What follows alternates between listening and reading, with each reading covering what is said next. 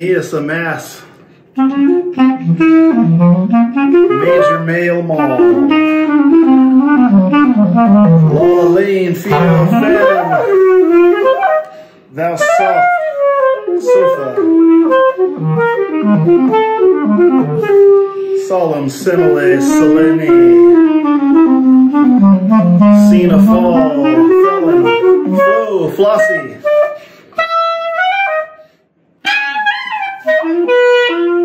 Feed the fusa, Joel. Lum. Hello and welcome.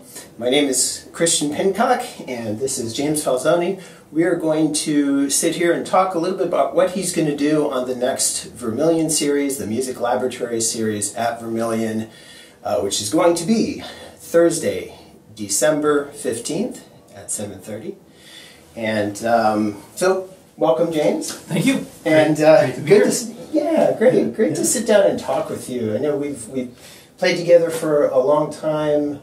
I guess the first time I met you was at New England Conservatory. That's right. When you were working in the Career Center. Going back a long way now. Going back a long way, right? I remember. Was I helpful to you? I was just going to say. Did I get you a career? So here we are now in Seattle, and you're going to play on the music series. So tell us about what you're going to do for this particular show. Yeah, well, I'll play solo, which I've been working on solo improvisation for a long time. I guess probably going on a solid 15 years. I still remember the first time somebody asked me to play solo, and I just thought, that's the scariest thing anybody's asked me to do.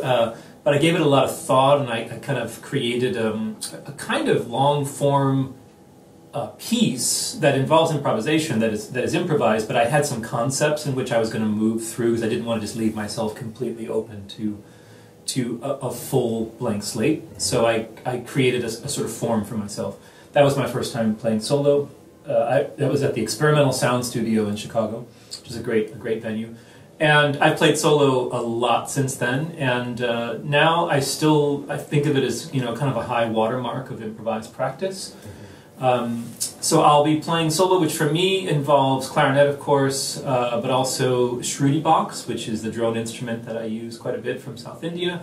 Probably some penny whistles, maybe some bells that I'll play, and some different percussion instruments. Sometimes I play prepared clarinets that are clarinets that I've sort of taken apart and rewired and put things in the keys and so forth to create microtones or different kinds of ambient sounds.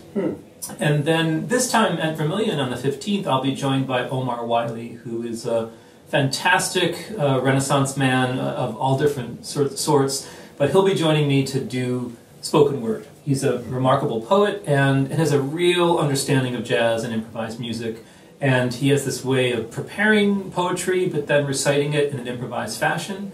We did a performance together about 6 weeks ago at the chapel, and I just loved what happened between the two of us, and so I just want to keep building that relationship. So he'll join me for how much, I have no idea. We'll just have to see how that plays out on the 15th. I mean, I've always loved sort of spoken word and you know, kind of beatnik poetry, and I think it's not explored that much any longer. It has that sort of connotation of, you know, a bunch of beats with a bongo and hey cats, you know, that kind of thing. But Omar transcends that, and it's I think a really powerful experience. Now Omar has written poems, but he's using them in an improvised fashion often. So he'll write some things, he'll put some words that he's worked out, and then he kind of recites them in a way that is in the moment. And, yeah. Interesting. Now I'm curious how you're working with his words. Have you done any rehearsals? Are you planning anything? I mean, like how?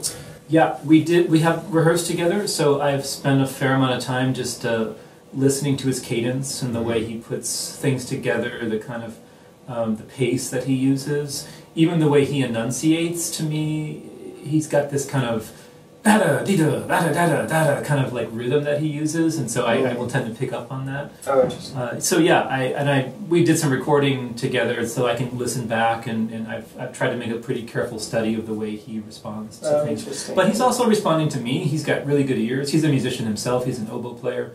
So he knows how to pick up on what I'm doing, and then he'll change his syntax. So even if I think I'm figuring things out, he'll surprise me for sure. Oh, interesting. Yeah. Yeah, I can't wait to hear it. Yeah. I'm actually curious to know, a little bit more about your background. I don't really know much about where you came from musically, how you got into music, and what it all means for you. I'm curious. Yeah, appreciate the question. You know, I was a non-musical kid playing football who suddenly just came home one night from a football practice and said, I think I want to play the clarinet. And my mom and dad were like, why? And I said, because we saw these flashcards today of the Peter and the Wolf, and when the cat came up and the teacher showed us the cat and the clarinet, I just thought it sounded cool, and I thought it'd be fun to play a musical instrument. So my mom's brother, my uncle, is a film composer and a fine saxophonist, woodwind player.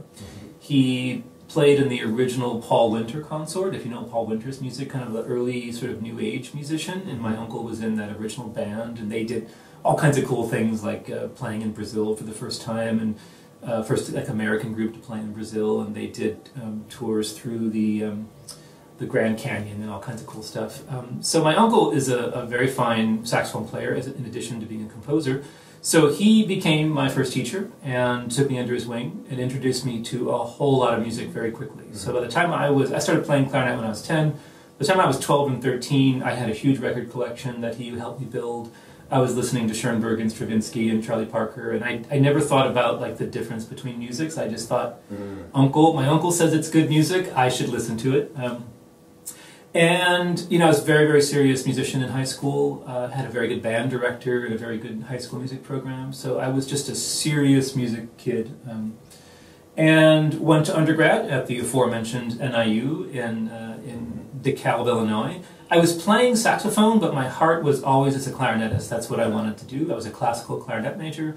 So I was playing saxophone in the jazz ensemble, and then in addition to being a clarinetist, and I was a decent saxophonist, but I just was not interested in the saxophone. It felt like I was cheating on my wife or something. So I sold I had a really nice Mark VI tenor saxophone, Selmer. I sold it and went to Europe after college and traveled around.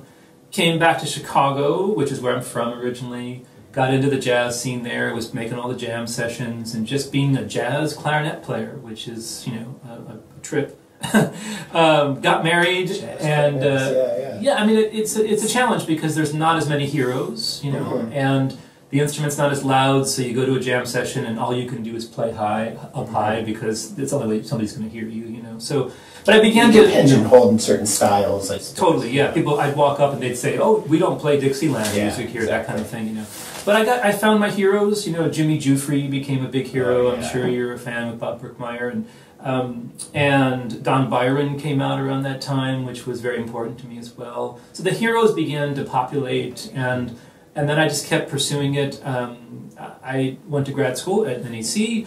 I was a student of the contemporary improvisation program, studied with Rand Blake, and became really interested in other kinds of world music traditions. Started playing a lot of klezmer music, Arabic music, and Turkish music, in addition to studying improvised music. After graduate school, I worked at the Career Center for several years and helped people get, write their resumes and, go to grad school, whatever it was. I went back to Chicago, and I spent 15 years in Chicago building myself as an artist.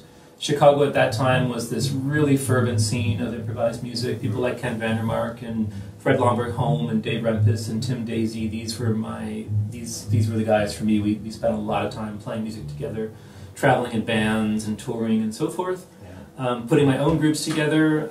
At the same time, I started teaching for the first time. Music theory, advanced music theory, and didn't really know what I was doing, but quickly learned what I was doing, making a long story short here, and became a good teacher, understood how to teach, realized that I loved teaching and it was a good fit for me in terms of just making a living. By that time I had 2 kids, so I was trying to figure out how you put food on the table. And Chicago was really an essential part of who I am as my DNA as a musician. The AACM, the kind of like flavor of Chicago free jazz, that's what formed me as a musician. I moved here in 2016 to become the chair of music at Cornish, and I've been doing that since then. And then just this past year, I became the dean at Cornish, so I'm now overseeing. Yeah, I'm overseeing all of thanks. Overseeing all the programs in addition to music. And then, you know, continue to tour and play and, you know, put all the pieces together. Wow, with all those responsibilities, you're still making music. Of course, yeah. You know, I was just telling some colleagues the other day, I wake up as an artist, not as a dean. I wake up as a musician, and that's what puts me together. And then, yeah, I know how to do higher ed administrative work pretty well, and I think I'm all right at it. But I don't wake up going, what's the most important thing I can do as a dean today? I wake up going, of these sounds, how do I get them out of my instrument? You know, that's what comes out first. So let me ask you, as an artist, what is one of the most interesting, I'll say, problems or challenges or ideas that you're working with right now? What are you exploring? Wow. Musically? Music. Or artistically, I guess.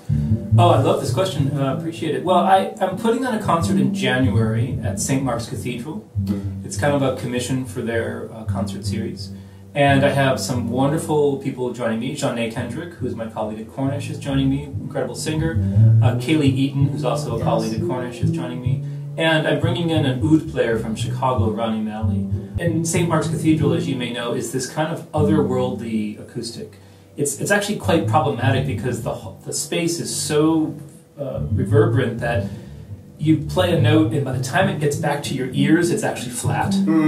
I love the space, but that's the challenge I'm going through right now, is how am I going to get these instruments to do what I want them to do in that space, to not get so soupy that we can't hear anything, or kind of make sense of anything. So that's my current challenge, is figuring out how to use that acoustic space with these instruments and these sounds in a way that is both kind of meditative, but not just like, amorphous. I want it to have, intention, but also explore that acoustic space. Oh, I love that. That sounds interesting.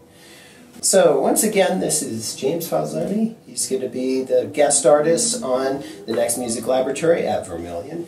Thursday, December 15th. Music starts at 7:30. There are 3 sets. Tightrope is going to be with Rocky Martin this time. James Falzone with Omar Wiley. And then also Scrambler, the house band. So I love that Scrambler is the house band. Yeah, that's great. All right, so hope you can make it. Thanks so much, James. My pleasure.